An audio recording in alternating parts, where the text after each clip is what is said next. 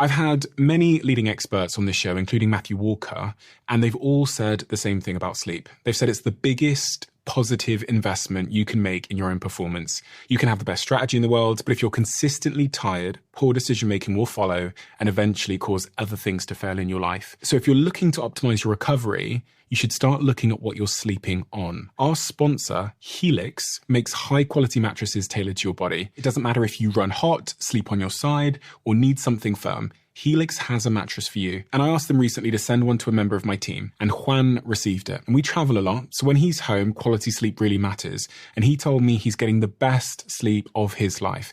And the data backs it up, with 82% of people in a Helix study saying they saw an increase in their deep sleep. And with a 120-night trial, you've got 4 months to prove it to yourself. You can get 27% off at helixsleep.com/diary. That's helixsleep.com/diary. If you're running a business, people have probably told you to use AI or get left behind.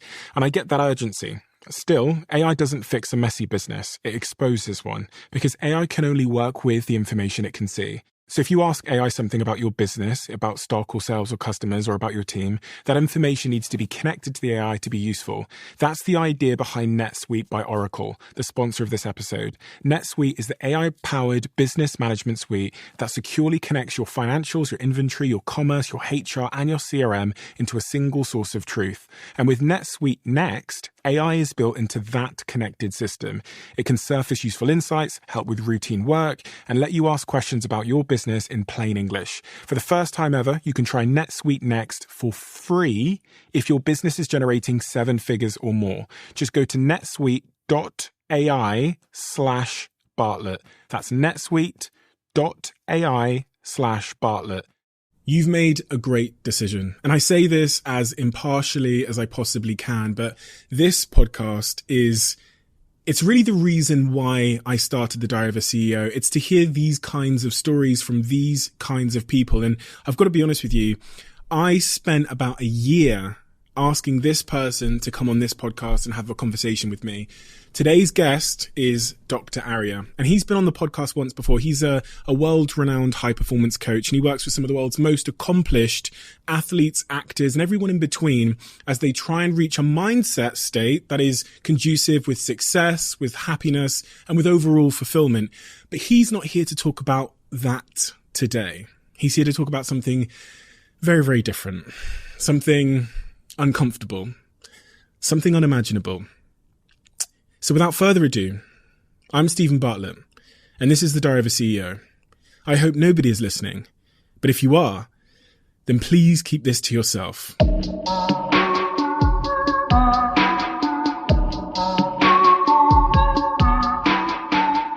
Sometimes in life, you have these unbelievable, somewhat cruel coincidences that occur that it's hard to make sense of. And last time you came on this podcast, I would define it as, for me anyway, a pretty cruel coincidence, because we had a conversation to do with life generally and success and the mindset and psychology and all the things that you're an expert on. And for whatever reason, that day, I decided that I wanted to spend 30 minutes talking about marriage, cheating, love, and asking you these very personal questions about monogamy, which I've never done before with any guest ever, and which I really had no place or reason to ask you more than anyone else. And it just feels to me, for what we're going to talk about in part today, that was a bit of a cruel coincidence. And, you know, one of the questions I asked you was, do you believe in monogamy? And then I asked you, can you love someone and cheat on them?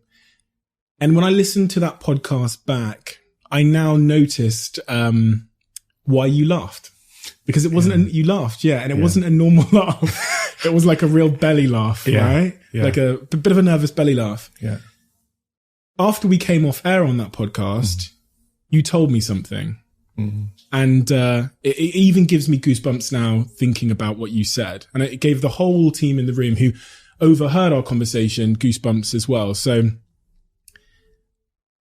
after our 30-minute conversation about marriage, monogamy, and cheating and love, what did you say to me? Told you a story. Yeah. And that was about 2 weeks earlier, I'd been traveling back from London home, and I got out of the train station, and my wife picked me up, and we got into the car, and we had planned to go and have a brunch at my favorite little spot. They do amazing Cuervo's Rancho sauce. I was very excited. And she said, let's go straight home. I've made sandwiches. And she doesn't make great sandwiches. So I said, no, I think the brunch is a better option. And she said, no, there's something that I need to tell you. And I said, is it bad? And she said, yes. And I said, is it about the marriage? And she said, yes. And then we began to drive back. And I had this sinking feeling in me. And we drove for about 5 minutes in silence, and then I went to put my hand on her lap, and she said, don't touch me, because you won't want to after I've told you what's happened. And that's whenever it dropped. And I remember that 10-minute drive back home then felt like an eternity. I was just looking out the window. And we got home, we got into the house, into the kitchen, and I was standing by the kitchen table, hands rested on it. And I said, what's happened? And she said, I've been having an affair with a man from work. And I remember just tears began to stream. I didn't move, completely motionless. Tears began to stream. And then she said, and that's not all. And she said, I'm pregnant with this child. And in that moment, I felt like I lost a lot. You know, I'd lost my wife. I'd lost the life we created. I'd lost the dog, our home, my parents-in-law, her family, everything that I'd really held dear. If someone said, what makes a meaningful life? I would have described these things. And it felt like they'd just been snatched away, just came crumbling down like a house of cards. And then fast forward 2 weeks, and Steve decides to ask. And I remember because the first thing, no, it's fascinating because the first thing he asked was, you're married, right? And I do this high-pitched laugh and I go, yes. and then the conversation flowed on, and it's themes that I'd really thought about. Can you love someone and cheat on them? Does monogamy exist? Is it natural? Are we set up to live a life where we're in one relationship with one person only? And so over the past 18 months, it's been a process, and some of these themes have been very real to me. As I reflect on that conversation and when I played it back after you told me, so we come off air, we stood next to the table and the microphones, and you explained to me what's happened. Yeah. I'm, for the first time in my life, completely speechless. Yeah. And the thing that blew me away, even more so than what you'd said to me, was your ability to be so calm and rational and objective in the answers you gave. And even when I listen back now, although there was that laugh, which was a bit of an indication, you were able to speak about someone betraying you or being deceitful with a level of calmness and apparent emotional sort of restraint that I just admired so much from someone that was right in the middle of the emotional hurricane and had just been victim of that act. And you said there, you know, about the topic of monogamy. How did that change your opinion and also the subsequent 18 months of processing on the topic of monogamy? So as a quick aside, I like that analogy, and we touched upon it briefly about the hurricane. And it's funny actually, because a friend of mine showed me a book about a week ago, and it was different personality profiles depending on the day that you'd been born on. And whenever we looked mine up, there's a little meditation at the end, a summary, and it said, the stillest part of the hurricane is its center. And that essentially has been a philosophy that's guided my life, where sometimes there's a storm and it's horrendous and it's raging. But if you can cultivate that sense of stillness and calmness and clarity deep within you, no matter what life throws at you, you will be okay. Because the second part of whenever I was told that news and the tears were streaming and I felt that sense of loss and overwhelming sadness, there was a remarkable moment where in that instant, and I can only describe it as a whisper, I heard a whisper within me, as if it was resonating from a heart, that all will be well. Forwards, all will be well. All will be well. And I knew, even then, whenever, there's tumultuous emotion, I knew everything's going to be okay. I will get through this. I'm going to have to walk through the desert and I'm going to have to endure a horrific amount at an emotional level, but it's all going to be fine. How did you know that? I think it's something that I've cultivated over 10, 15 years. And that's why I do what I do now, because I want to help other people to be able to reach that stage. And it began on a journey of Buddhist exploration and understanding the nature of life. And I came to this realization that life involves suffering. There's no promise that it's going to be happy-go-lucky and really pleasant all the time. Really horrific things happen in life. And on one level, there's no way that we can ever rationally explain it away. Sometimes bad things happen, but it doesn't end there. It's a bit like that line that someone once said to me: whenever you're suffering, don't ask God, why am I suffering? Ask God, where are you taking me? And so I've developed this ability to begin to view my life as though it's happening to someone else, as though the experience, the thoughts, the emotions are something that I can almost take it back on and have perspective. And I can see it and I can feel it, but I know that my thoughts, that isn't just who I am. My emotions isn't just who I am. That's a temporary experience. And throughout my life, no matter what has happened, even whenever it's been brutal, it's often shifted me in a new trajectory, and there's been a new meaningful life ahead of me. And I knew even then, she's going to be okay. She'll be okay. It's going to be a tough road for her too, but she'll be okay. And it's going to be a tough road for me too, but I will be okay. Anger. So many people in that situation, whether rightly or wrongly, just because of the way that they are, would have reacted with anger. And for some reason, you were both calm in telling me you're calm now. And this remarkable thing, which I think I struggle to understand a little bit, is one of your first concerns was her well-being versus your own. Why? Because I loved her, and I was in the practice of placing her emotional well-being and her happiness on the same level as mine, if not sometimes first and foremostly, but at least on an equal playing field. And I was just so in that habit, and that was the toughest thing to let go of. The thing that I still struggle with today, and I'm still, it's the one part that I realized the other day, that I still had a fear of upsetting her or of her not being okay. And so that's something which just really developed and was so ingrained. And it's interesting on the point of anger, if you said, look, your wife, partner for 10 years, married for 5, has an affair and is pregnant with another man's child, how will you react? I would have said anger. I'd be furious. But it wasn't there, at least not initially. It was this overwhelming sense of sadness. It was just that sense of loss, of knowing that, again, that she's potentially done something that she might regret for a long time. And I don't want anyone to go through that experience where they feel like they've fucked up hugely. Even if the future is positive in that moment, my sense is there will be regret or at least shame.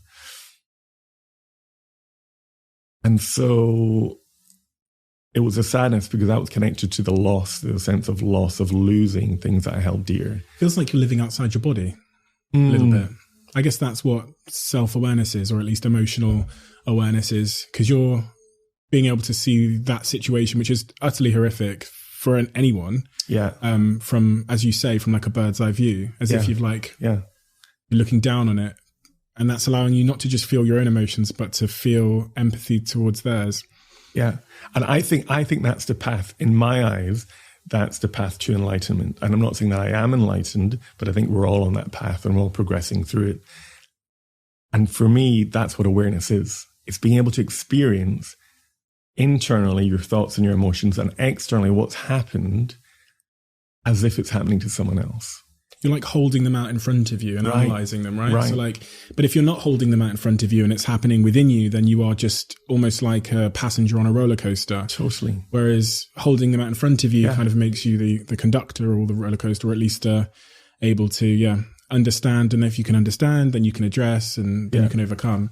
Totally. I love it. Whenever you're holding it really close to you, you're fused with it. Anything that happens instantly will provoke a reaction, whether or not it's emotional or behavioral. But when you hold it in front of you, there's a bit more space. Now, you still experience it. I'm not going to lie to you. It was a brutal couple of months. I cried every day for maybe 3 months, for hours. I would walk and I'd process what happened. And if you want, we can talk about that at some point, about my process of moving through it. But yes, it was, I'm not going to say it wasn't emotionally painful, but I wasn't defined by that pain. That was just a part that I was experiencing. Let's talk about that. So a lot of people experience grief in many forms, and this somewhat feels like the central emotion. You described it as a loss. It feels like a form of grief. Yeah. What was your process for moving from, finding out that it had happened to where you are today, where you've quote unquote processed it, I imagine, as much as you might have been able to at this stage? What was your process? Where I think people often catch themselves in a counterproductive cycle is whenever they try and avoid experiencing what they're experiencing. They try and shun it, lock it away, put it in a box, disconnect from it, deny it, and they just focus on the future and where I'm going, and they might try and rationalize it. This happened because of X or because of Y, and then they try and forge ahead. And I think it comes back to bite them at some point. The simplest truth is that we can only ever experience one moment at a time. And I remind myself of that. I don't need to think about right now the financial separation, the divorce, what it means about friends or family, or will I meet someone again, or how long will it be, or what will my life look like, or where am I going to live? So many different factors that could be overwhelming. I just decided to deal with one moment at a time. All I need to do is deal with this one moment. And what is this one moment bringing me? And accepting and welcoming, it sounds strange, but welcoming whatever comes up. And so whatever emotion came up, I didn't try and push it away or shunt it or deny it or negate it. I let it sit. And that's why I cried so much, because there was so much sadness. Did you write down the emotions you were experiencing? So I didn't write down the emotions, but what I did in the next step is, so the first step was awareness and accepting whatever emotions I felt. And seeing that they come and then they go. That there'd be moments where I'd be laughing with my brother and then crying a minute later and then talking about something else.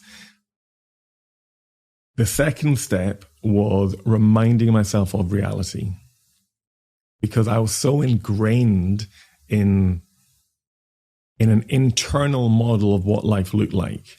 I have a strong, stable marriage in which my partner subconsciously, implicitly, I believe, is faithful. We're meant to be together. We're going to be together for the next 50, 60 years until one of us dies.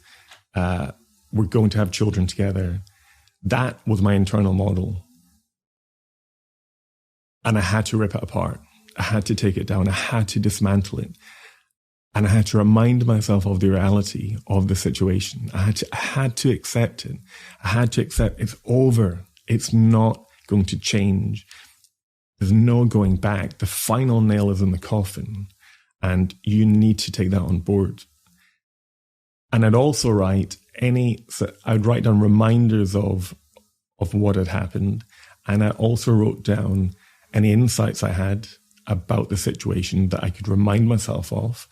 And I wrote down how I wanted to handle this process. I can actually read a few out if you want. Please. I've got, so I literally would just write them down on my phone. And so afterwards, I began to split them up into different sections. Mm-hmm. But this one was for the process. Hold yourself to the highest standard. Choose actions that you can be proud of. How you get through this process is more important than how quickly you get through this process. Because for me, it's important that I still lived with personal integrity, that I wasn't warped or changed or consumed with vengeance or acted in ways that was out of spite or out of emotion. I wanted to be able to look back on this in 12 months, 18 months time and still feel good about it, have a clear conscience, still be able to put my head down and feel as though I handled that to the best of my ability. With God, you can get through this. You can become stronger, wiser, more caring, more compassionate, and more loving. And that's another theme, that actually the deepest moments of suffering can actually be opportunities for growth. Even if you don't want it, there's something there that you can learn and can grow from. You don't need anything from her anymore. And then different reminders. You have nothing to feel bad about. You aren't responsible. You have nothing to feel guilty about. Nothing. Because there were moments where my mind would almost begin to, in a way, play a trick on me and begin to try and create reasons to feel bad or to try and create shame. And at those times, while I would accept what came up, I decided not to pursue that line of thinking because that didn't fit. Whenever I was calm and clear, this came to me. And so I'd write down whatever came to me whenever I was in a place of wisdom. Mm. Then when the emotion hit and I'm not seeing clearly and I've got on a clouded lens, this little baby became my best friend because I'd go back to it and I'd remind myself, and then it would reshift my mental paradigm. I have this, before, please do keep your phone open because I want to hear the rest of this. Oh, okay. But I have this analogy I make in moments where I experience a very similar thing. That I'm going to tell you one example. Yeah. It's the closest I can come to resonating with what your experience is. I was dating this girl and I broke up with her. And 3 days later, I find out that she's had sex with someone else. Right. And I can only, the way that I described it was, I'm flying on this plane and I'm the pilot. And then suddenly, when I look down and hear the news that she's just slept with somebody else, it was like terrorists stormed the cockpit and they chucked the fucking rational pilot out and they were threatening to crash the whole fucking thing. Right? And my whole objective as the pilot is to get back into the cockpit before they crash this plane into the side of a mountain. Because if they crash the plane, I'm fucked. And so what I wanted to do was lose my integrity. I wanted to crash the plane. I wanted to get her back, take revenge, tell her she's a this, and a this, and a this, and a this. And it was this, because I've got to a place of where I'm able to hold situations out in front of me a little bit more than I ever was, in the past. I was at war with myself. It was the terrorists on one end telling me to crash the plane and the pilot saying, you've been here before, you just need to keep the plane in the air until you know. And I'm going for a run. I'm like, Steve, go to the gym. Go for a run, clear your head. I'm at the gym, the terrorists, and I'm like, I'm going to finish, get back in. And then I come back and back in. And the crazy conclusion to all of this was my friend called me and said a few things to me about why she did what she did. My friend said to me, remember, Steve, you rejected her. She really, really, really likes you. And she's done this as a way to make herself feel better for the rejection that you gave her. And it sounds like such a pathetic thing to say, but what it made me realize in that moment was much of the reason why the terrorists had stormed the cockpit was my ego was bruised. And the thing that coached those terrorists out the cockpit was my friend massaging my ego again and letting me know that some of those stories we sometimes tell ourselves when we get rejected about why we got rejected weren't true. It's not because you're not enough. It's in fact because of something you've done. And that was the reason why I managed to take control of the cockpit. I did nothing. I didn't punish her in any way, didn't even mention it. But please. Two things come to me there. One is this emotion of anger. So fascinatingly, 95% of the emotion for me was sadness. 5% was anger. And the anger struck early on. It was the first night. And I remember my brother had come over and was staying with me. And I woke up in the middle of the night of that day that she told me. And it was like my body was burning. I haven't experienced anger like that before. It was almost like I was a flame. I was just infused with rage. And I really feel for my brother having to witness this, but I was just moving up and down, shouting as loudly as I could, my wife, my house, my wife, my house. And for 5 minutes, it was like a supernova. It just was just seething. And then it burnt out.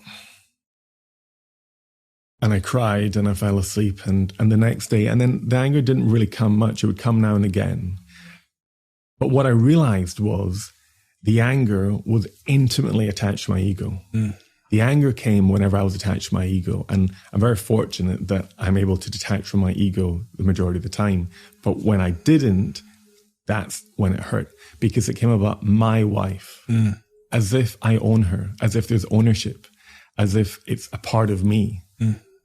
I don't own her. She's free. My house. I didn't even own the house. The mortgage company did, But as soon as we link it to ourselves and make it about us, then it's a place of vulnerability, because you're getting inflicted. It's like getting stabbed in the heart. You feel that. But it's an illusion, because we are not our ego. We can see our ego and have a relationship to our ego, but once we're fused with it, we're in trouble. And the other part of it is that, because I don't want to come across like a saint, like I didn't have dark thoughts, or, I wasn't angry and I just handled it with grace the entire time. But I operate from a principle that the mind has a mind of its own. And I think we talked about it last time. But essentially, your mind will populate your head with thoughts automatically. You're not asking for them. It'll just come up with judges, evaluations, assessments, predictions about the future, past memories, imagined scenarios. If I said, okay, Steve, don't think about anything right now. Just for 10 seconds, have a complete blank mind. And I'm going to say a word, but don't think about anything. Okay, so we'll just do it now. Don't think about a thing. Birthday. Cake. Right. So even though you were attempting not to think about anything, your mind came up with it automatically. And from my perspective, we are not our thoughts. We have thoughts. Our mind comes up with thoughts, but that's not me. I am the observer of the thought. Now, why is that important? Because my mind would come up with really brutal thoughts. What thoughts? Like torturing the guy. Really? Yeah. Getting in a car, finding him, putting him in the back of the van, and doing this elaborate of what I would do to him. Absolutely. Because my mind was thinking about seeking vengeance. Justice. Justice. And it was like a Hollywood movie. And somehow no one found out. And I went back along my day. And so, yes, you can have those. Or whenever I was in deep pain, the thought of ending my life popped into my head. Now, I didn't have any intent. I wasn't making any plans. I didn't want to kill myself. But my mind wanted a way out of the pain. It was suffering and it wanted an end to it. And what is one option? Killing yourself. And so when I've got a different relationship, though, with these thoughts, when I think about torturing someone, or when my mind comes up with the thought of torturing someone, or my mind comes up with the thought of taking my life, there's no judgment. I don't think, oh, that means I must want to do it, or that means that I will do it, or that means I'm a bad person, or that means that I'm evil. It just means my mind, I think, what is my mind trying to do? It's trying to solve a solution, and it's probably struggling to cope, and it's trying to find a way to make me feel better. Neo on this podcast, who came on this podcast, talked about how the mind is actually, people think we're in the search of pleasure, but the mind is programmed to avoid discomfort. Yeah. So we're constantly in trying to seek, avoid it. And that's why we procrastinate, because we've got a big project, which is we may not feel competent to complete, or, there's a feeling of discomfort around it. So we go and wash the dishes or do the hoovering. Yeah. You mentioned wanting to torture this man. Well, I know, right? So like a moment of the mind having. My mind did, Steve. Let's clarify. Right. You didn't want to. Your mind wanted to. I'm a peace-loving kind of guy. But I wanted to know, how do you feel about him?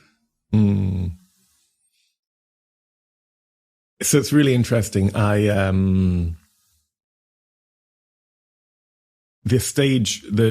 process went awareness and acceptance, how I wanted to handle the process. And then at some point, I realized I needed to find forgiveness. I'm quite a simple person, and I don't like having a lot of items or objects or physical possessions, and I don't like having a lot of emotional baggage either. I want to travel light. I want to travel so lightly I could pass through the eye of a needle, so to speak. And the weight of anger or resentment or the feelings of betrayal were weighing me down. And I wanted to forgive her, and I wanted to forgive him. And honestly, you could view it as ultimately selfish, because it's not going to impact their life, but it's going to make mine a lot easier. And during lockdown, I was in California, and I was lucky because in Santa Barbara, where I was staying, the mayor didn't close the beaches because there's a lot of families there. And he said, as long as you socially distance, it's fine. And I'd run along the beach, and I had this process where I would say out loud, I would imagine her, and I'd say, I forgive you. I'm sending you my love, and I wish you all the best for the future. And I'd processed so much at that point, because I'd been able to understand and see her situation. And in my mind, I have an idea of how it was created and why it unfolded. And so there was compassion there, and I was able to reach that really relatively quickly. That was easy. The hard part was with him, because I didn't know him. I didn't know his personality, his background, who he was. He could be a great friend and an excellent son, or potentially a very loving partner. But all I knew about him was that he was prepared to take certain actions. And so whenever I tried it with him and I'd say, I forgive you, it was like there was a knot and a wince, and I'd be like, huh? And I would say, and I'm sending you my love. And I'm like, ooh. And I wish you all the best for the future. But you're still imagining pulling up in that van and jumping out and blindfolding him, dragging him in, sticking something up his butt. How do you like me now? And so, but I would just notice that. There's tension there. And actually, I will say this was a year after I'd heard the news. So I didn't try and do this initially. I think it would have been premature to have attempted this whenever I wasn't in a space where I had a lot more clarity and groundedness and I'd processed the emotion. The emotion wasn't being clouded at this point. Now it was, what am I holding on to? And for a matter of weeks, 5-6 weeks, I was running 2-3 times a week, and I would just try that process. And then one day it was remarkable. I was running along and I said, I forgive you. And there was nothing. And then I said, and I'm sending you my love. And I felt easy. And I said, and I wish you all the best for the future. And I could tell that I meant it for them, for their baby, for them together as a family. And I felt at peace. And it's a bit like that saying, my yoke is easy, my burden is light. Now, genuinely, it sounds strange, but I don't really feel anything for them. It's almost as if, if you came to me and said, I've got a friend called Mike, and he's going through a really difficult time. He was involved in a really complicated emotional relationship. Would you mind sending out positive thoughts to him and saying a prayer for him? I'd say, sure. Like, he hasn't ever done anything to me. I don't have any connection with him. No problem. It's almost that sort of relationship now where they're just other people on their journey. And I had that shared history with my wife, which I look upon fondly, particularly the first 8 years. We had a wonderful marriage for a long time, but there's no emotional tinge. It's like an emotional umbilical cord. I'm always imagining it as like... It's a letting go. Yeah. It's a letting go.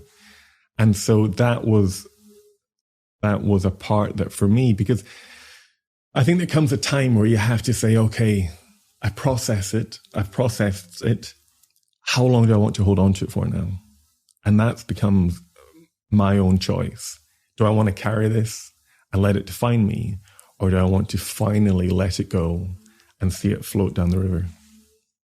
And I think, even you're someone that has a remarkable ability to practice like self-awareness, and, you have that sort of like emotional awareness as well. And it's good to hear, I think, for everybody listening to this, that even your process from finding it out to, being emotionally unattached to the matter to the point that you can forgive both of them wasn't linear at all. It was up, it was down, it was up, it was down, and it was long. And I think people sometimes think that their experience of rejection or deceit or, any of these things is uniquely bad because their process to recovery per se isn't linear and it's long. And it feels like the more I've talked about this topic and the more people I've met and, from hearing your experiences, that in fact is the only way out. And I actually think realizing that that's the only way out will make your process out of that deceit or betrayal feel normal and natural and okay and therefore acceptable. And I think that's a really important point that you've made through the story you've told.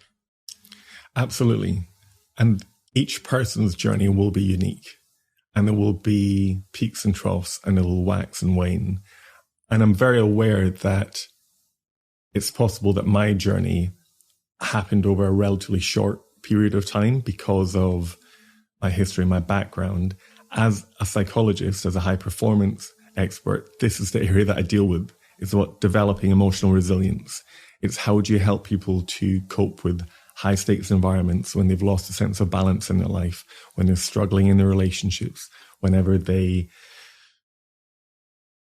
experience something in life which throws them. How do you get back up? This is what I've been trained to do for 15 years. Isn't it weird that life sent you this challenge? Yeah. When you think about your experience, isn't it? There must be a part of you that, because I think I would think to myself, life is testing me to see if I can deal with the worst and still maintain the values and principles that I espouse.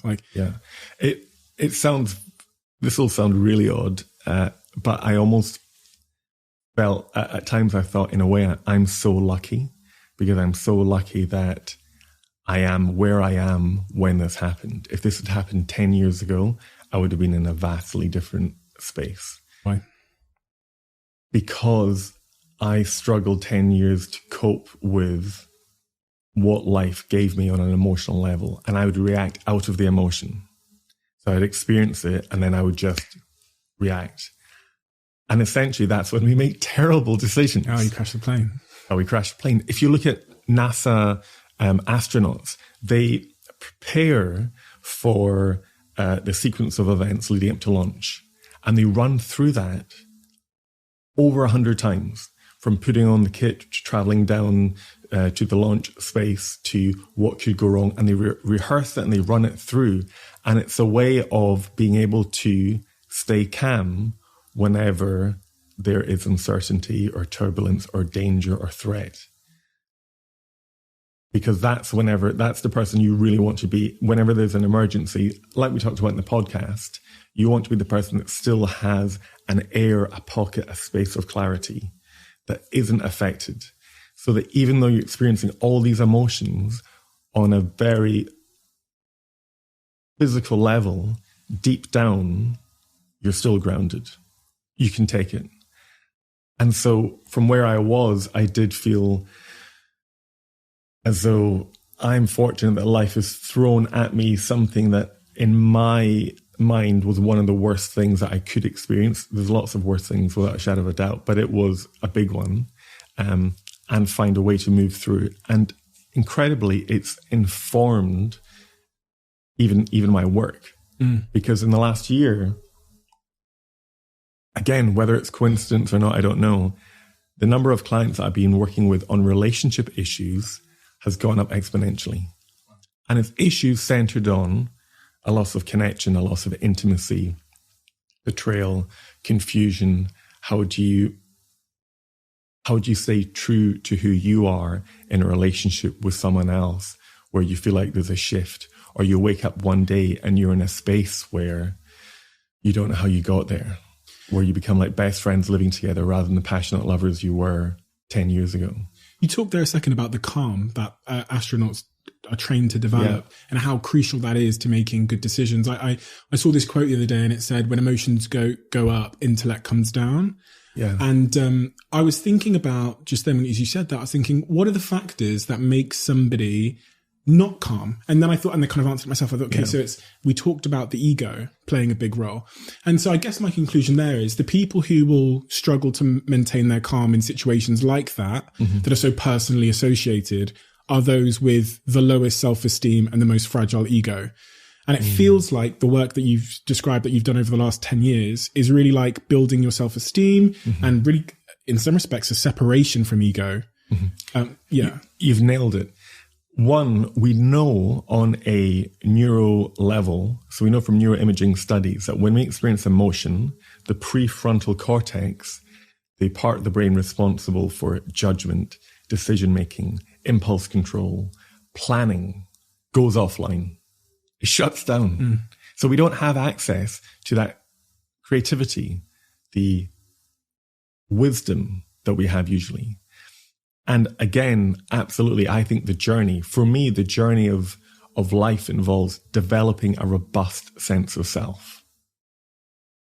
A sense of self that is unshakable, that is immovable, that still experiences life and the whole gamut of emotions and the beauty and loveliness of life, and also the darkness and the destruction of life, but isn't impacted on an essential level by it.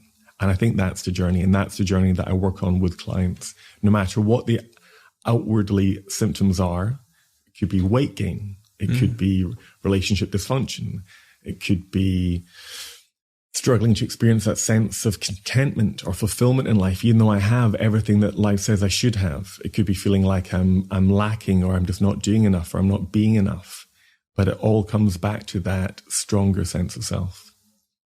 And this, horrific experience, what has it done to your opinion of monogamy? Because I'm guessing from what you've said, the way that you planned your life ahead, you thought when you walked down the aisle and you said those words, "Till death do us part," you then planned the next 60 years of your life and how your life was going to pan out.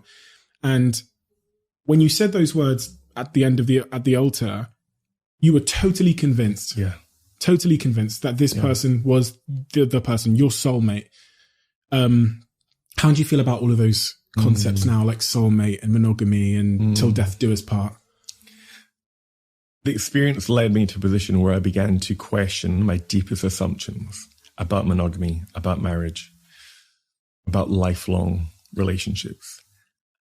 And in the same way I began to take a step back and reflect and contemplate, I became very aware that there is a social script for relationships. And it generally goes, the conventional model is boy meets girl. It's not even boy meets boy or girl meets girl.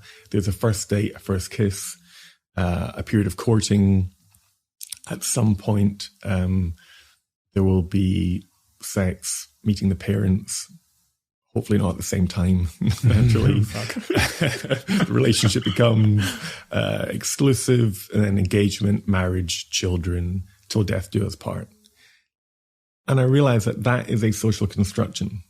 It's a conventional model based on assumptions that monogamy is natural, that marriage is a human universal, and that any structure other than the nuclear one is aberrant. And so then I began to think, okay, well, what are the different elements? So on the one hand, we can take, and we touched upon it briefly, a evolutionary perspective. And we are apes. It's not just that we've descended from apes. We are apes. We're one of the 5, Homo sapiens are one of the 5 surviving species of great apes, along with orangutans, bonobos, gorillas, and chimpanzees. And yet, at some point, we separated from that psychologically. And actually, the fine print that distinguishes humans from other great apes has been described by primatologists as wholly inadequate. It's a fabrication. And at some stage, we began to see ourselves as special and unique and above nature and exempt from our primal history. Because we descended from hypersexual ancestors.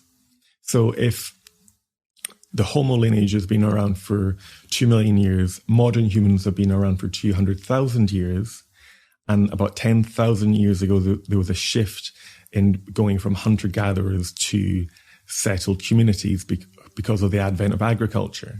Now, up until 10,000 years ago,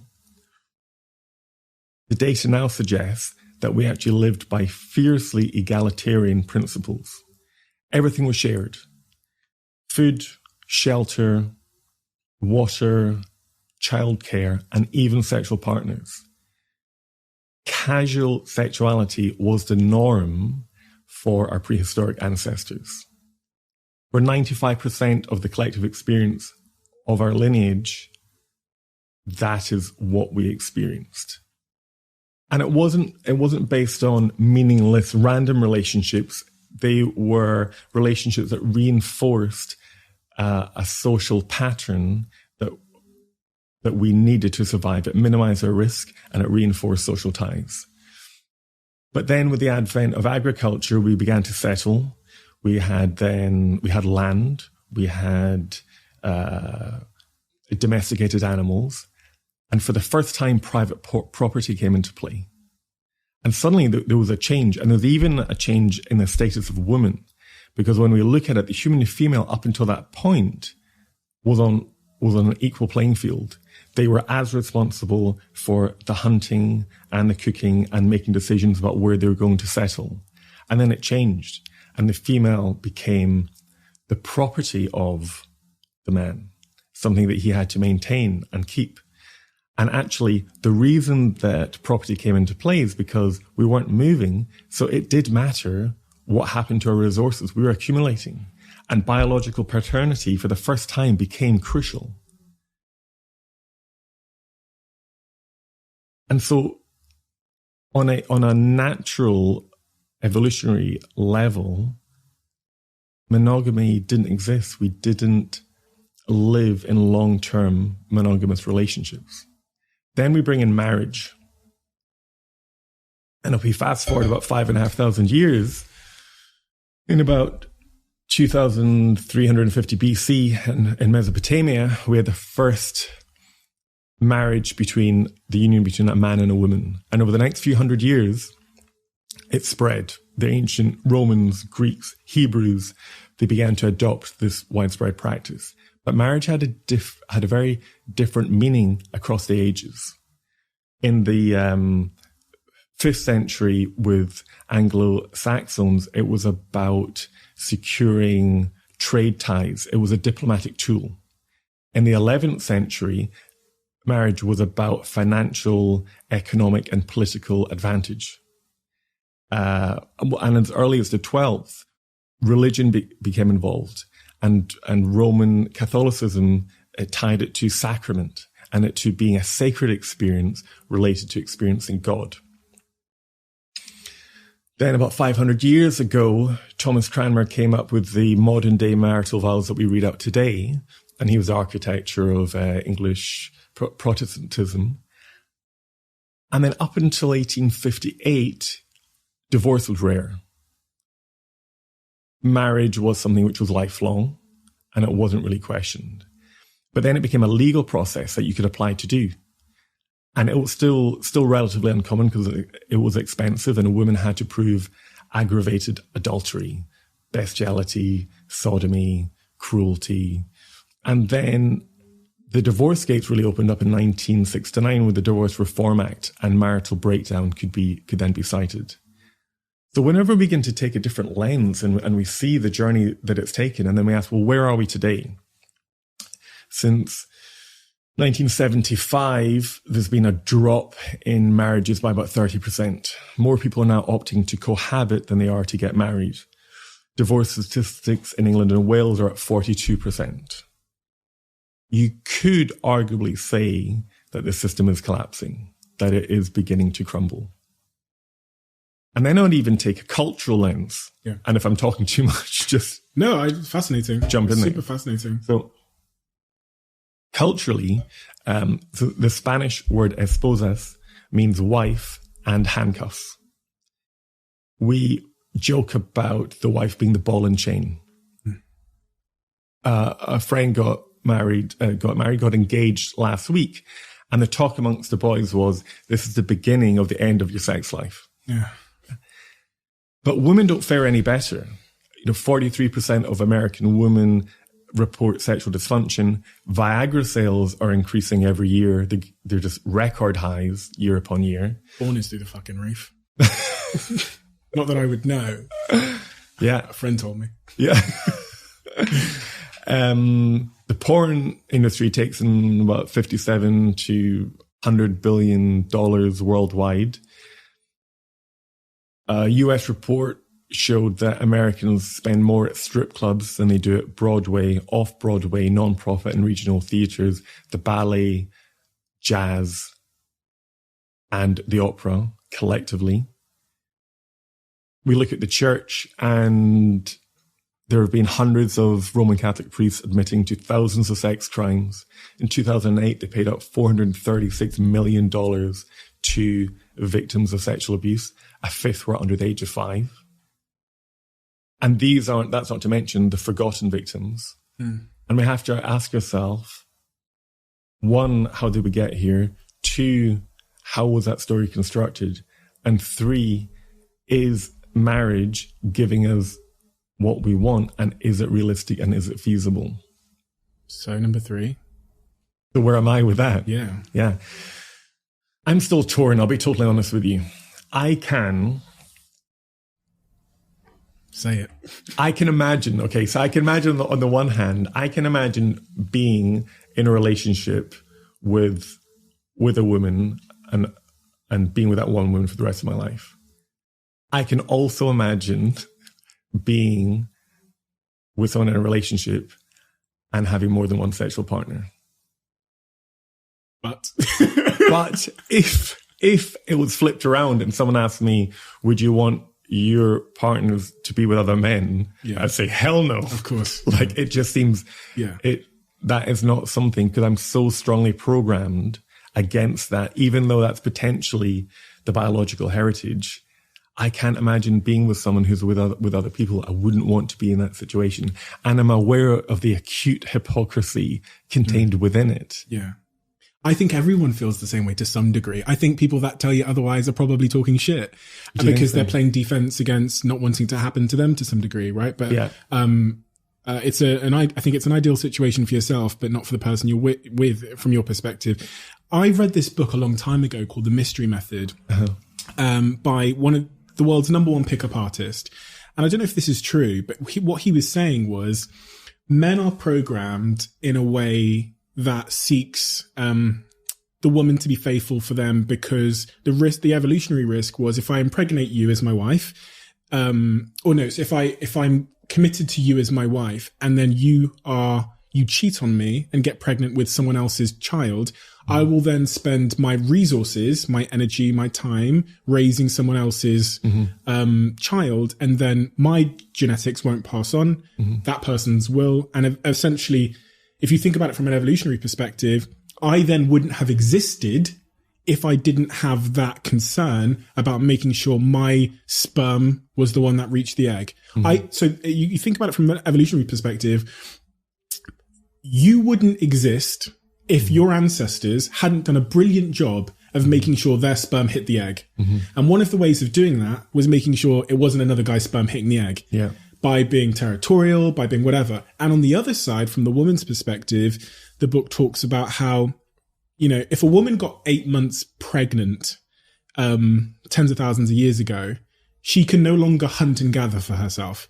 So really, she has to find a partner that isn't going to abscond, that isn't going to bounce, especially once they've had sex. And so the book kind of talks about some of the reasons why, in society, we typically think women are more in search of a relationship and are trying to, get a guy more than men are typically, is because from an evolutionary perspective, they would have died on the savannah in Africa or whatever if the guy had sex with them, impregnated them at a time when we didn't have birth control, got them 8 months pregnant, and then bounced. Yeah. And I don't know how true that is, but it's something that I've believed because I've read this book for some time. So that's the dominant traditional understanding of human sexuality. Because whenever you look at other species, yes, it's about essentially an aggressive alpha male, then being with a female and knowing that their offspring is being continued through that lineage. There's an alternative which has come out more recently where, there was a paper published in Science in 2015 that actually showed that what separated humans from other great apes was our social organization. Yeah, about 10,000 years ago, we started living next to water and in camps. And, exactly. Yeah, so and then we were a tribe, essentially. I've read about that. And up until that point, though, it's very possible that we had multiple sexual partners, but biological paternity was less of a concern because our structure was such that, so what we found out now is we didn't used to live with our close relatives. We actually created social ties with other individuals. And so we're set up in such a way that the focus wasn't ever on individual survival. It was on group survival, group identity, group welfare. And the reason is it's the group that keeps you alive anyway. And so it's very possible that then there was a shift which happened actually with this advent of private property, because that's whenever paternity would matter. Because there's some hunter-gatherer communities that believe when multiple men have sex with a female, that it's to collectively, because you have to think, where does our understanding of the sperm and the embryo come from? That's very recent. It's a very recent biological understanding. Our ancestors wouldn't have known that. And there are some beliefs where collectively the men contribute to the production of the child. That actually it's almost like an amalgamation of the different men that creates that child, and that child becomes part of the group as opposed to that one person's child. And this is the thing, just to challenge that thinking, say that there was one man in the group that was slightly better and making sure he was the one that inseminated the female. Yeah. His genes would pass on. Yeah. His genetics would pass on as being slightly better for whatever reason at inseminating a woman. And therefore, in the next round of, the next generation, he would have a slight advantage. The kid of that man would have a slight genetic predisposition for being good at that, which would increase the probability that they would pass on again and again and again. And it seems like that those genetics and that ability to be good at inseminating, whether it's through being territorial or being stronger or being more persuasive or being more, more of a peacock, through generations over the space of 1 million years from the chimps, that would create a scenario where we are programmed to be through our psychology and our behavior and our peacocking, good at, at winning. Yeah. Even through slightly more malicious methods or... Yeah. And then there's also the social conditioning and the ideas of marriage, of monogamy, of romanticism, of what that means. And I think what had really come, particularly through my work with clients, is seeing that where people find themselves in trouble is when there's enmeshment, whenever there's too much closeness, when actually the identity of one person is submerged with the identity of the other. And there's no space. Did that happen to you in your marriage, where you became more like her? It's incredible that you ask that. Did that happen to you in your marriage, where you became more like her? It's incredible that you ask that. Whenever we first met, she was the sensible one. She was very prudent, very pragmatic, very level-headed. She made very safe, sensible choices in life in general, and she was known in that way. I was a bit more of a rogue. I was a little bit more mysterious. There was probably sort of, hint of mischievous, of spontaneity. Of playfulness. And there's an idea in psychology that we seek in the other person a part of ourselves that we've lost.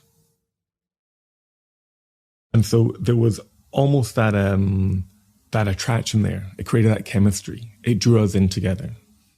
I think she was looking for that excitement and in a way that safe danger. I was actually looking for stability and groundedness. And over time, it connected us and brought us together. But over time, a remarkable thing happened. And that is, just like you said, I began to become more like her. I became safer. And I actually lost an intrinsic part of who I was. I lost the wild child that's in me. I lost the part that's a bit more dangerous, that's a bit more risky, that doesn't always say something which is politically correct. And I became almost like a sanitized, clean version of who I was. And that's not the man that she met. And that's not the man that she fell in love with. And on one level, it worked in terms of a stable love. There was reliability. There was dependability. There was relatability. But it crushed the desire. There was a slow suffocation of that desire over the last couple of years. And so I believe that one day she woke up and she sensed that loss of connection, which I also sensed too, and that loss of intimacy. And she was scared. And when the mind is scared, it comes up with thoughts. Is this it? Am I going to have to live like this for the next 10, 20 years? Will I ever get that chemistry or that connection back? What if it never comes back? And when we're afraid, we're then seeking that part of ourselves that we've lost. And so it's almost less about the other person and more about us. It's less about turning away from our partner and more about turning away from a part of ourselves. It's less about finding another person and more about finding another part of ourselves in which we feel alive. And I think the affair would have been wildly tempting, wildly exciting. It would have been all the things, it would have given her a lot of the things that we had in the beginning that she missed. And suddenly it was back. And even the structure of an affair is such that you can't have the other person. And the forbidden is erotic. And it's set up in such a way that it just perpetually creates desire because it has to be secretive. It can't be long lasting for long periods of time. There's continual space. Now, if fire needs air, desire needs space. And we found ourselves in a situation in which we were seeing each other every day. I used to be traveling. I used to be working away a lot more. We'd have pockets where we'd be apart. And in that pocket, even if you're away for a day or a couple of days, there's a sense of loss on a very micro level. And then a sense of excitement of the person coming back and reimagining that life together. Mm. And so going back to your point, I changed. And that's something which I've learned from. I changed and I became like a squeaky clean version of me. And she ironically ended up turning towards what she'd lost. Is that something you regret? I could feel regret in the way that I said it there. Yes. Yeah, being honest, if I could have changed on one level, if I could have changed that, if I'd been aware of that and I'd seen it coming, then I would have wanted to stay true to who I am. And that's the path I'm on now. And I'd be curious to hear your thoughts, but I want to live in line with my truth. And it's like John 8:32, the truth will set you free. And I believe that when we're living in line with our truth, it saves you. And whenever we neglect our truth, it destroys you. Yeah. And so if I'd been able to stay truthful, I think it would have been a very different trajectory. Because the relationship worked on multiple levels, and it did. We had a wonderful time together for 8 years, but it's a little bit like putting a frog in boiling water. It was in cold water, and the desire is the frog. It's alive. You don't notice the heat. There were unknown factors that were at play. And it was a dance. It was both of us. We both contributed to that situation. I think she wanted me to be that stable, dependable, reliable person without realizing that on a subconscious level, she actually was attracted to the man that I was. Yeah. And I wanted to make her happy and didn't want her to be the kind of person that creates tension or there being too much grit. But actually, tension is what creates fire at the same time. Mm. And so the rough edges were a part of who I was, and I didn't need to get rid of them. It's so crazy. It's almost quite contradictory. The typical narrative you hear about relationships is, especially from, dare I say it, women on movies and on Instagram, there's this conversation around, can I change him? Mm. And it seems typically that people want to change they hold out hope, or they want to change their partner in some way to make them more like the image they have of that person. Yes. But in fact, what you're describing is the thing that ends up saving the relationship is finding someone that you love for the way that they are and you're attracted to for the way that they are. But then both parties having a resilience to change to some degree. Because of that understanding that you formed your relationship on the basis of this person being like this. But then you say, okay, so over time people change. And in fact, in the last podcast we did, there's a quote where you said change is the only constant. So both of you are going to change anyway. And you talk about the spiritual, psychological change that both parties go on. And again, this kind of draws it back to the conversation around monogamy is, you're going to change anyway. Like you 10 years ago versus you now is probably a little bit more stable and a little bit more, solid and a little bit more rational in your thinking. And because, as you said in the last podcast, change is a constant, how can you guarantee that death will do you part when change might do you part first? And this kind of brings us back to the conversation around monogamy, which is, I guess it's my question to you is like, what do you suspect now, if not marriage, is going to be the way that, when you meet someone, what do you suspect? What's your hypothesis on how that relationship will be constructed? For me personally? Yeah. I've got mine. Yeah. But mine kind of... I can tell you mine if you want first. Okay. So mine kind of draws on something. And then I'll just say, me too. Yeah. Safe. Yeah. We'll both go down together. So it was interesting what you said there about space being the heir to a flame, right? Yeah, yeah. And for me, that's so critical. Earlier on, when you were talking about marriage, one of the factors you were talking about was how where marriage came from as a social construct, and how it centers on like religion and God and all of these things.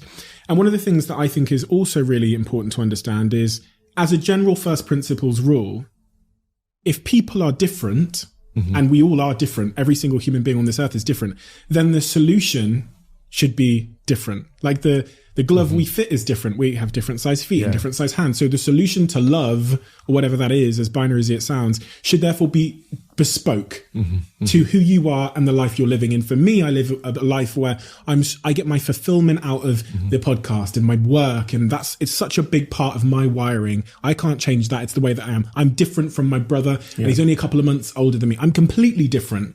And so as it relates to love and me having a bespoke solution to when I meet someone and I want to have kids, or I want to, want them to be my partner, the solution should also be bespoke. Yeah. And so I look at the situation that would be right for me. And it is one that's really, really reliant on space. Yeah.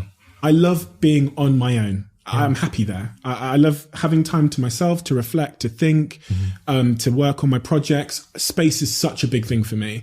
So marriage and the idea of moving in with someone and then being, on top of me 7 days a week for the next 60 years is something that I almost can't understand. I'm not sure if I'm like psychologically fucked up, and that's why I can't deal with that. But I love this idea, as the founder of Fuel said on this podcast, of treating my relationship with my romantic partner in the same way that I treat my relationship with my best friend. Me and my best friend seem to get on perfectly well. and I can't see a divorce ever coming, you know what I mean? Yeah. Because we have that space, and we have the middle ground that we meet upon, which is the relationship, but we have a fundamental amount of space, which we both need. And in fact, my best friend moved in with me in lockdown for a month, and he started to piss me off.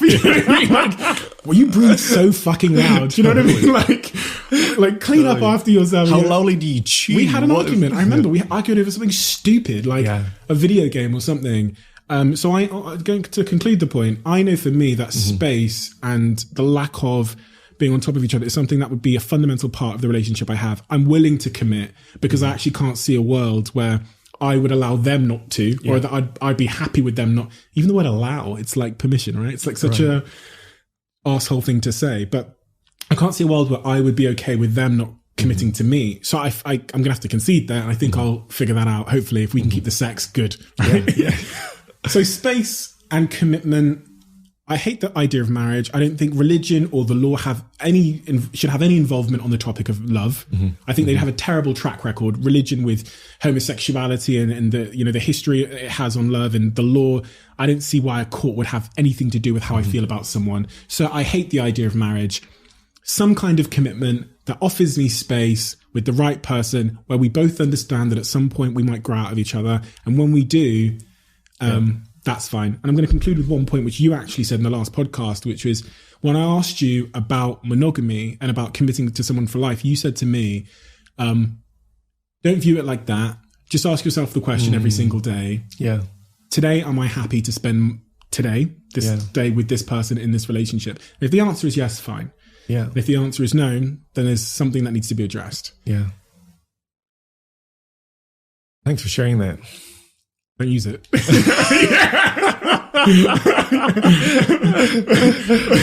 I've actually got a photographic memory where it doesn't have word for it. What I know for me is there's definite similarities in that realistically, I can't see myself being in a non-monogamous relationship. And if I was with someone, that would be the person that I would be with. In the past, though, in our last podcast, when you asked me about the definition of love, that hasn't changed. In that I believe that love is fostering that emotional and spiritual growth of someone else. But what has changed is what I've realized.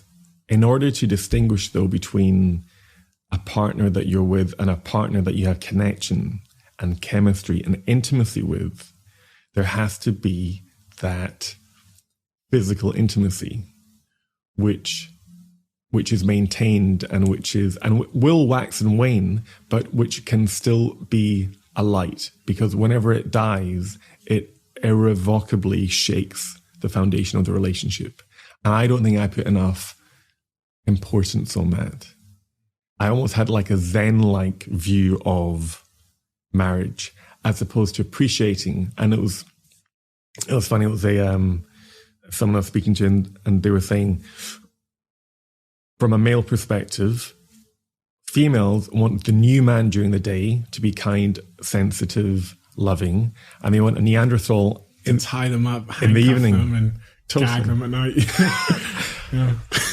But do you know what? It got me thinking, because what if the same ingredients that lead to a long-lasting, loving relationship or monogamous marriage, stability, dependability, relatability, safety, protection, caregiving, what if these are the same ingredients that kill desire?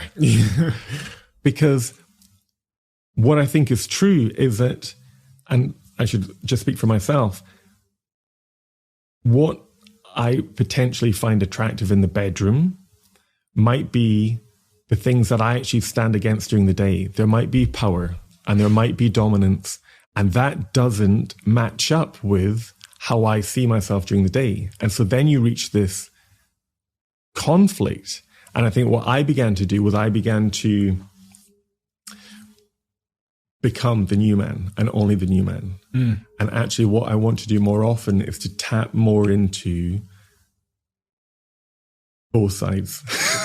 I'll be far too honest now. No, there's no such thing as far too honest. We talked about the importance of living your truth. That's what I'm trying to lean into. 100%. And there's this great philosopher called Usher who says, a lady in the streets and a freak in the bed. And it's like, I heard that lyric maybe 8 years ago, and I literally say it to my friends all the time when I'm talking about the type of partner that I want. And it's matching up exactly what you said, the civility and the class with the lack of class and the freakishness. And it's hard to find and maintain the balance. I found.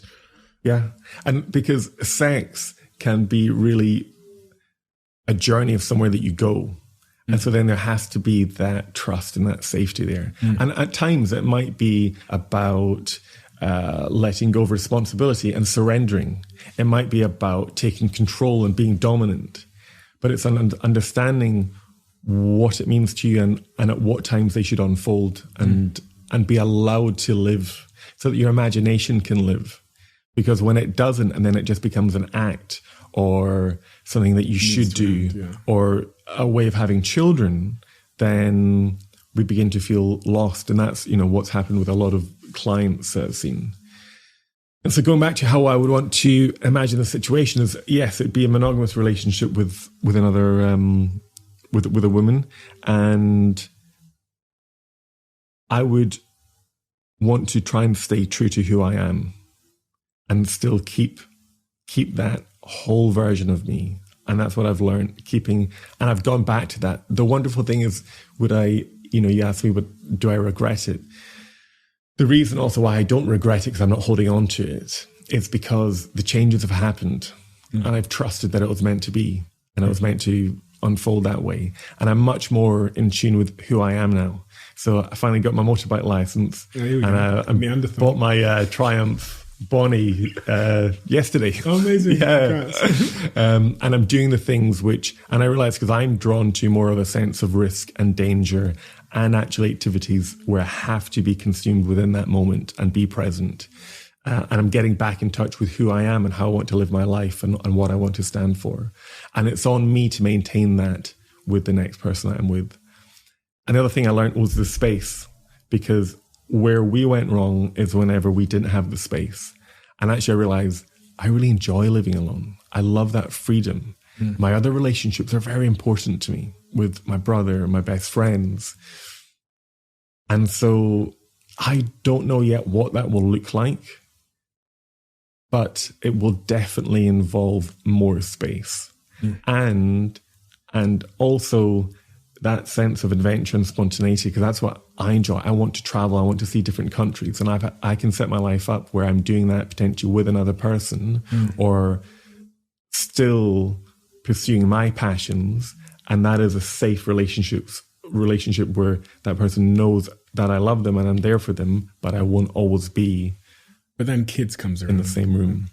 Fucks up this whole fantasy. Like, do you know what I mean? Because then we'll deal with that in podcast 3. Yeah. But that's the bit where I'm like, okay, it's all wonderful and perfect. I was just thinking then, my last 3 relationships, they've all lived in another country, and it's probably the reason why it works is because I can walk around here in my boxer shorts all day, just like drinking my Huel, eating my pot noodle or whatever, and being myself, and then we come together.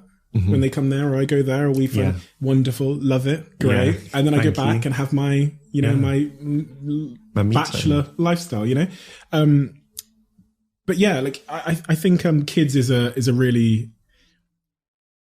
a topic which we would be like intellectually dishonest if we didn't address, because there'll be people listening to this that think, okay, well that's all well and good, but when you become a father or a mother, you have to be there for your kids. Yes. And there's not a lot of science that says it's not good to be there for your kids, right? So yes. And in the same way that we can start to, though, make sure that we clarify between what the science says and then what the script is. Sure. Because absolutely, we know that children will have better emotional outcomes and even physical development and situational success whenever they are brought up with a sensitive caregiver, someone who is responsive to their needs, someone who hears them, can hold them, give them safety, but also permission to be able to travel and come back. And who's invested in that child. But I'm not aware of studies that say that the parents have to be living in the same home, in the one house 12 months of the year, and their lives to be set up in a certain way. And I don't know what the answer is yet, and I'm not at that stage yet, but I would be curious whenever I am at that stage to begin exploring. And it might not be as radical as it's envisioned at a certain point in time, but there might be enough space or enough still spontaneity or adventure or playfulness, even on an internal level or in the way that you set your life up, where both partners have that space and still are able to maintain that passion. Isn't it crazy how much of life's misery and failure and unhappiness stems from either trying to conform to the conventional way or the script, as you say, or trying to fit into or even sometimes answer an invalid question. We talked a little bit about this on the last podcast where I said, I think so many people live their lives trying to answer invalid questions like what number is orange is what I said last time. Yeah. And in the same way, you got, the question, are you in love, presumes a yes. Just by asking it, I'm forcing you to say yes or no. I'm also presuming that we've agreed upon the definition of in love, which again is just a fucking maze because no one's ever told me what that is. No, you're not born and they go, okay, God goes, by the way, if you ever feel this, that's love, okay? And you go, okay, got ya. Right? Because and the word is so loosely, I love peanut butter, I love my dog, I love my girlfriend, I love my wife, I love my mum. And it's like, so what is it? Different types? It's such a fucking confusing, complex, nuanced thing, love. And we're forcing it into this yes or no. Yeah. And people will they'll ruin good things because they feel pressured or they're unsure if this is it. You know?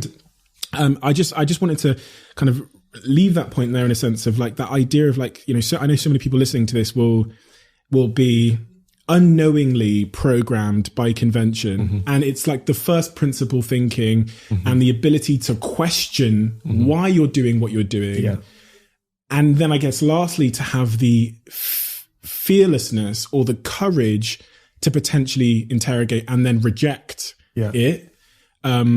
That can literally save you in every facet. It saved me, go to university, get a job, do this. And I stopped going to school because I thought it was a load of shit, dropped out of university after one lecture, started a business. And I am, as I've said on this podcast before, I'm the happiest person I know. I reached a level of success at a ridiculously young age. I managed to write a new story, write a new script for how life can be lived. And people admire me and listen to this podcast. basically only because, not because I'm smarter than anyone else or anything else. It's fundamentally, if you go back to where it started, was because I, for some reason, was willing to question the script and then had the, as they call it, fearlessness. For me, it wasn't fear. For me, the biggest fear was fucking following the script clearly, right? But had the perceived fearlessness to say, well, this doesn't make sense. How does that resonate with you? Two things come to mind. One is that, like you said before, the solution in my mind will be bespoke, because we're trying to take a one-size-fits-all solution, a panacea, and apply it to everyone. And we're all unique. And it's important, I think, for us each to begin to become aware of the emotional resistance we have to considering possibilities outside of the conventional nuclear family unit, and just begin to think about what that might mean and where we might be able to see change. And the second part is to ask ourselves, what do I think I have to have in order to be happy? So in relationships, often people think marriage, children. In business, it could be X revenue, Y setup, Z lifestyle. And then we can ask, what will that give me? Why will it make me happy? Because below will be the emotional need. So it could be in relationships, it could be because I want affection, physical intimacy, a sense of belonging, stability. For something else, it could be status, to be accepted by others, not to be judged. But isn't, just a question, isn't the actual truth based on that? So on that point of marriage, people thinking that they think marriage will make them happy, they've never experienced marriage before. Right. So where have they got that idea from? I think that the fundamental truth is because they told me it would make me happy. Yeah, we've been sold that story. But what do people really want? What are they wanting out of the marriage? If you go deeper, there'll be an emotional need that they're trying to meet through the marriage, that they think the marriage will provide the solution to. But like you're saying, it doesn't. Well, it can, but it might not. And so what people might actually want is emotional connection or companionship. You know, if you said, describe the marriage, the ideal marriage to me, they might say, well, we're happy and we're there for each other and I have a confidant or a best friend or I have a lover. It's understanding those different parts. When we've broken that down and understand what we're actually yearning for or searching for, we can then ask, can I meet those needs in a slightly different way that doesn't necessarily prescribe to the conventional model? And that's first principles thinking, in essence, which is exactly going back to like the fundamental. Which is how, and which is what I said before, is what I love about your mind, because you take it back to first principles. And then that's whenever you potentially become, you know, new things. Yeah. It's such a, I wish the school taught kids how to think in that way, because the first principles, just going back to the university point for me, were I want to start a business and be a millionaire. That's what my stupid ass brain was thinking at that point, right? So this piece of paper, who am I going to show that to if I'm self-employed? Yeah, it's a good point. I don't want to show it to myself. Everyone else around me is sleeping on their desk and hungover, and I'm going to have the same stamp that they all have, but that's actually probably going to work against me. And I swear to God, this isn't. I'll tell you if it was hindsight bullshit. I was thinking that. I've got this vivid memory of my first day at university and my last, of looking over and this girl being sat on my right. And she was drunk and sleeping on the desk. And I didn't get into a good university because I got expelled from school. So I didn't really take my exams seriously either, again, because of the same thinking. But I remember thinking, I'm going to get the same trophy as her. How is that going to help me? Do you know what I mean? If we both show up and I was just thinking, and then it was boring as fuck. Like I've been running businesses since I was 14. Day one, they were like, make a poster. I swear to God, my last lesson in my first at university was make a poster. And I thought, this isn't going to, in terms of the information part, that's not going to give me the information I need. And it was that. And I walked out of there. I walked into the business office and I spoke to the head of the business at the university. And I said, I'm going to defer for a little while. She said, cool, fill out this piece of paper and you can defer. I never even filled it out and never went back. Turns out I actually hadn't properly registered for university either, like as I was meant to. So I didn't really have to defer, to be honest. But, and that was it. And I want to move on because you spent a long time talking about this topic. You said earlier on that you spent lockdown in California. Yes. Which is, I'm jealous. You don't know, and it cuts both ways. You don't know what's going to happen in the next moment. We have a projection of the way that we think our lives will unfold, and often we become tied to it and bound to it. And any deviation we can see as a failure of some sort. But actually, sometimes life has other plans for us. And when we don't know what's going to happen, I think it keeps that freshness. You keep fresh eyes and you stay grateful for what you do have while you have it. On the other hand, we don't know what's going to happen, and it could all be taken away from us at any point. And I've got a good friend of mine, and his father just had a stroke a couple of days ago, and they now know the outcome is he won't be around. 10 days ago, I was walking in South Ken, and 5 minutes after I passed and I was coming back, there was barriers put up, and a refuse collector had been walking out, and a bus had knocked him down, and in an instant, his life was over. And I just imagined, and I could be completely wrong, but I imagined, gosh, he might have a family. He might say goodbye to his wife and the kids in the morning, and he went off to work, and he had no idea. And she had no idea. And the things that were really, that might have been niggling or causing arguments don't matter now. Like, none of that matters now. And I didn't see what was going to happen coming. And I lost on one level, I lost a lot. And it makes me really appreciate what I had. But then on another level, that wasn't the end to the story. And then it was as if life said, you're on this path, and I'm going to shunt you onto a new trajectory. And that's the path you're meant to be on. And this is where you're meant to be going. And I believe that it's a part of my path, and it was meant to unfold this way. The universe is unfolding as it should. And it's a lesson for me to continually trust. And that's why that voice came up in the very beginning in my heart, saying all is well. Because I know on a deep level that all is well. It's just about trusting, sometimes letting go of our ideas and living in this moment. I couldn't think of a better ending. Listen, I don't even, thank you so much for so many reasons, because what you've done today, on one hand, will probably be selfish as you move forward and realize that the release of your truth and talking about it and processing it with people is always liberating.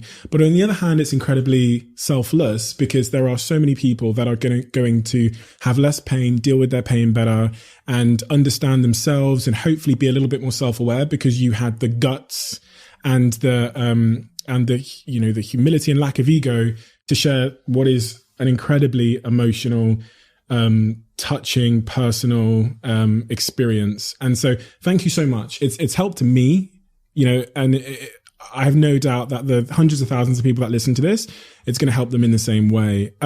If people want to find you and they want to talk to you about this, and I'm sure there will be a lot of them, the podcast was big back then. It's much bigger now, right? How do they find you? What's the best way to reach you? So on Instagram, it's just at dr._aria, or on my website, which is dr-aria.com. And what kind of services do you offer people that are going through, various predicaments? So I do one-to-one coaching. So right now everything's done digitally, but essentially it's identifying what aspect of your life right now is critical for you to resolve. And then helping you with the psychology and the mindset to be able to work through that or work with that. So it could be emotional resilience. It could be sustainable weight loss. It could be relationships. It could be taking your business to the next level in terms of how you view yourself as an entrepreneur. It might be fears, loss of intimacy, imposter syndrome, whatever issue is actually there for you. I'll check if it's something that we can approach from a mindset point of view, and that's where my expertise is, and then help you on your journey as you then have a more empowered mindset, so that you're developing that robust sense of self and you're able to change and adapt and be fluid in your journey and keep on growing, essentially. We have such good conversations even off the podcast. We met up, I think, last week or the week before, and had just an open conversation about a bunch of things in life. So I actually wanted to ask you, I've never asked a guest this before, but is there anything that we've missed in terms of the topics that you think are curious to the relationship we have, or pertinent to the relationship we have, or any sort of learnings that you've garnered from our conversations that you think we should be sharing with people? Because I feel those conversations are so rich that I we talked about so much last time, and even in our private conversations, I just wonder if there's anything else, any sort of key topics that you. I'm sure there will be. I don't think we've exhausted our conversation. We'll be back for a third episode. Yeah. Listen, thank you so much for your time. I appreciate it. I appreciate it so much. More than people, they give up so much time and they fly to come and do the podcast. But what you've given today, I don't think you'll realize how selfless that act was, because of the value it will give to people. And this is exactly why I do this podcast, to hear these kinds of things and to hopefully make myself better and the listeners better for hearing it. So thank you a million times over. Thank you, Steve. Thank you.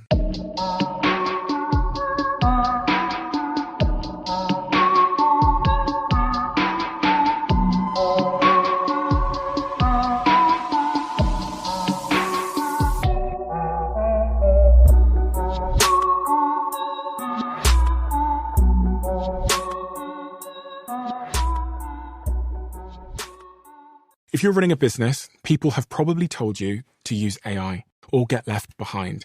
And I get that urgency. Still, AI doesn't fix a messy business. It exposes one, because AI can only work with the information it can see. So if you ask AI something about your business, about stock or sales or customers or about your team, that information needs to be connected to the AI to be useful. That's the idea behind NetSuite by Oracle, the sponsor of this episode. NetSuite is the AI-powered business management suite that securely connects your financials, your inventory, your commerce, your HR, and your CRM into a single source of truth. And with NetSuite Next, AI is built into that connected system. It can surface useful insights, help with routine work, and let you ask questions about your business in plain English. For the first time ever, you can try NetSuite Next for free if your business is generating 7 figures or more. Just go to netsuite.ai/Bartlett. That's netsuite.ai/Bartlett.